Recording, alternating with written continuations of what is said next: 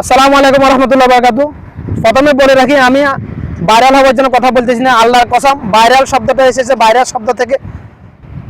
আমি কথা বলতেছি আল্লাহ আল্লাহ আল্লাহ দ্বীনের জন্য, আমার দেশের মানুষের জন্য, প্রবাসীদের জন্য, আল্লাহ দ্বীন কায়েম করার জন্য, আমার দেশের মানুষের মোট জনসংখ্যা হিন্দু ধর্ম, খ্রিস্টান, বৌদ্ধ, মুসলমান সবার দিন মৌলিক অধিকার প্রতিষ্ঠার জন্য আমি কথা বলতেছি। আমাদের প্রবাসীদের মৌলিক অধিকার, এই জন্য আমার কথাগুলো পার্সোনালি শেয়ার করবে। প্রথমে বলে রাখি, পার্সোনালি শেয়ার করবে, ফেসবুকে শেয়ার করবে না।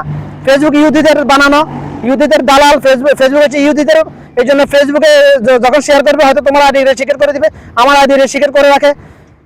গত 3-5 বছরের মধ্যে আমার আইডি কয়েকশো শতবার রেজিস্ট্রেট করছে।